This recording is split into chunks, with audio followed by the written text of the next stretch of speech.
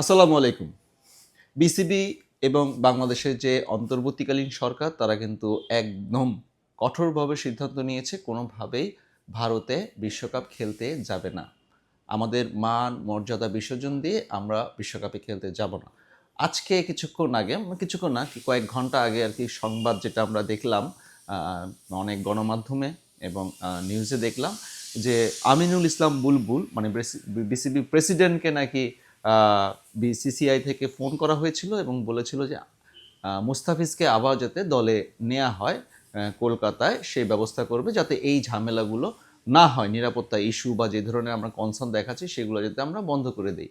তবে আমিনুল ইসলাম বুলবুল তিনি কিন্তু বলেছেন ইটস টু লেট, কারণ এটা এখন সরকার পর্যন্ত চলে গেছে। বিসিবি কিন্তু আলাদা একটা বডি ছিল, হ্যাঁ বডি পর্যন্ত থাকলে একটা বিষয় ছিল, কিন্তু সরকারের এখন যে সিদ্ধান্ত নেবে সেই সিদ্ধান্তই মানতে হবে। উনি বলেছে ইটস টু লেট, এটা অনেক বেশি দেরি হয়ে গেছে। সো আমরা না খেললে হয়তো আমাদের অনেক ক্ষতি হবে, মানে আর্থিকভাবে ক্ষতি হবে এবং আমাদের অনেক স্পন্সর এবং থেকে শুরু করে আমরা যারা ক্রিকেট প্রেমী, যারা ক্রিকেট ভালোবাসি, তারাও আসলে এরকম একটা বিশ্বকাপ থেকে আমরা বঞ্চিত হব। বাংলাদেশের খেলোয়াড়রা তারাও অনেক বেশি উদগ্রীব হয়ে আছে ওয়ার্ল্ড কাপ খেলবার জন্য এবং প্রস্তুতি চলছে।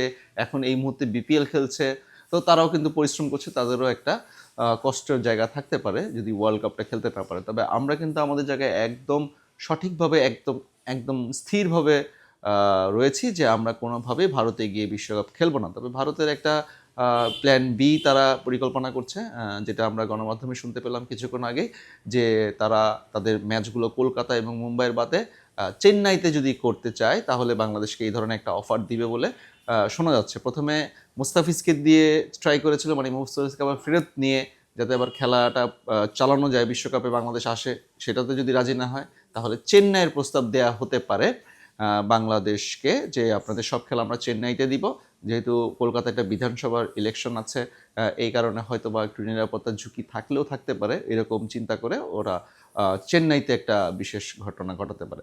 সো এটাও যদি না মানে তাহলে আর আসলে আমরা হয়তো খেলবো না, নাহলে আমাদের শ্রীলঙ্কায় দিতে হবে, বা শ্রীলঙ্কা না যে কোনো জায়গায় আর কি দিতে হবে।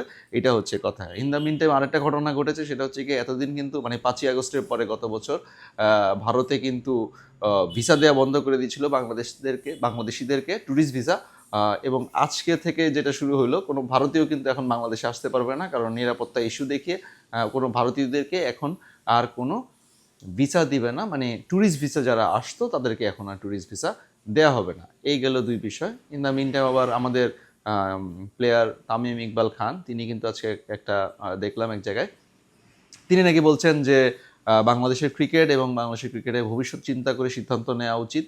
হ্যাঁ, এখন ভাই কী চিন্তা করে কী সিদ্ধান্ত নেব আমরা? আসলে দেশের মান মর্যাদা বিসর্জন দিয়ে, হ্যাঁ, ওদের কাছে ছোট হয়ে এই ওয়ার্ল্ড কাপ খেলা আর এই ক্রিকেটের ভবিষ্যৎ দিয়ে আমরা কী করবো, তাই না? হ্যাঁ, হইতে পারে আমরা হচ্ছে এবার 4টা ম্যাচ খেললে 4টা ম্যাচই হারবো, হয়তো ইটালির সাথে হারবো, হয়তো বা নেপালের সাথে হারবো, ওয়েস্ট ইন্ডিজ ইংল্যান্ড আছে, এদের সাথে হয়তো বা আমরা হেরে যাব, কিন্তু আমরা মান মর্যাদা বিসর্জন দিয়ে, কোনো আশঙ্কা নিয়ে, কোনো ঝুঁকি নিয়ে বিশ্বকাপ খেলতে চাই না।